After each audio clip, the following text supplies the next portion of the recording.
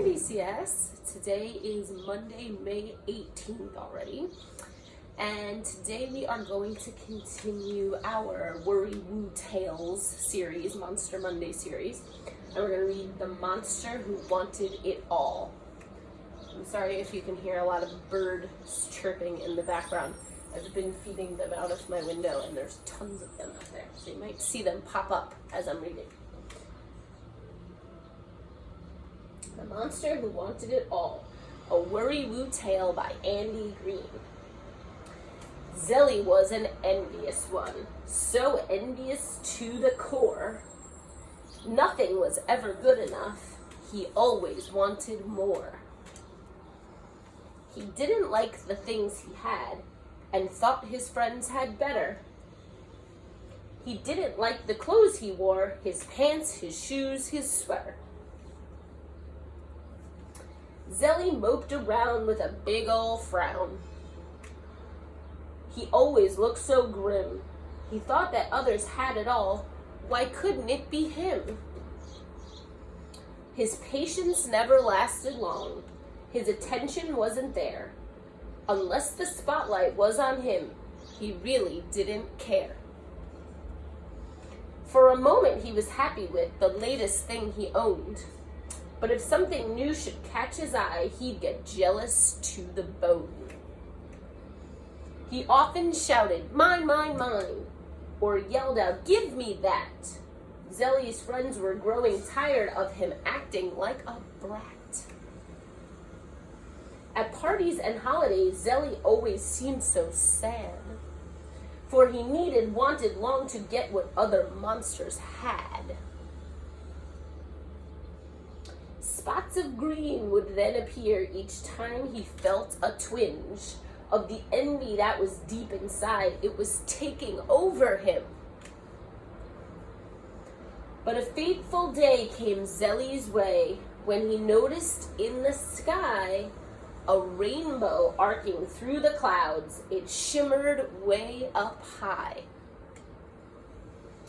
He held his breath, then made a wish. "I want to be a king. Everything will be for me. I won't share anything."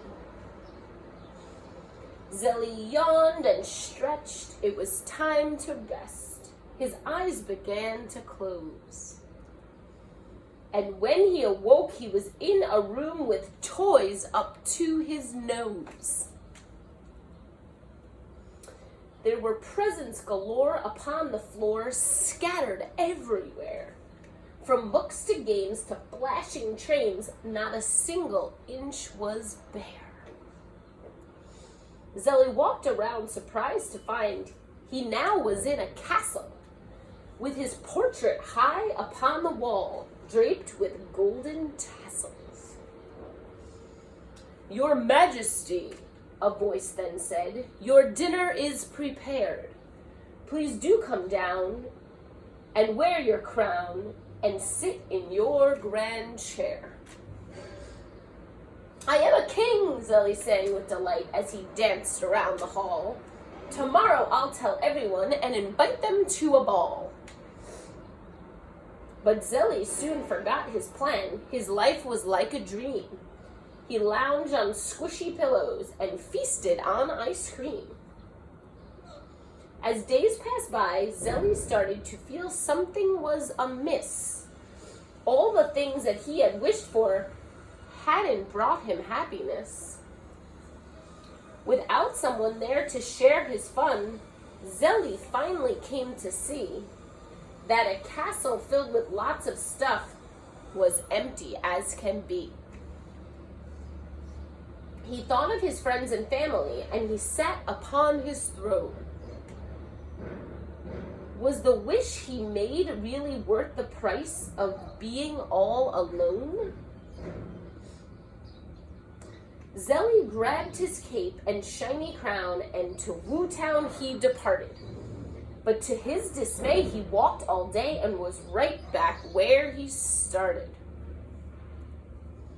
"How will I ever leave this place? I'm not where I should be." Zelly muttered as he looked around. "This isn't right for me." "Your Majesty," a voice then asked, Is there something wrong? Perhaps you've begun to appreciate what you once had all along. When he heard those words, Zélie understood exactly what he'd done. He had let his feelings turn him green by envying everyone. He lost sight of what had mattered most, be it big or be it small. For while he wanted this and that, he already had it all. Zélie yawned and stretched. It was time to nap, so sleepy was the king. And as he drifted off, he said, I don't need all these things. Soon he was in a dreamy place, remembering what had been. The life that Zélie left behind was calling out to him. And in this state of bliss he heard, your dinner is prepared. Zélie opened up his eyes to see his family standing there. Surrounded by the ones he loved, Zélie now had everything. He smiled and laughed, for he knew at last how it felt to be a king. The end.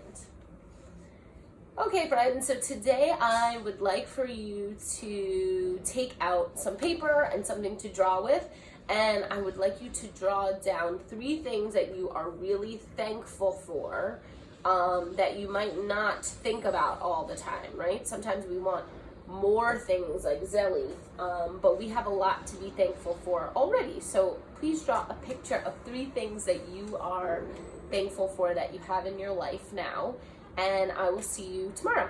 All right, have a great day. Bye, friends.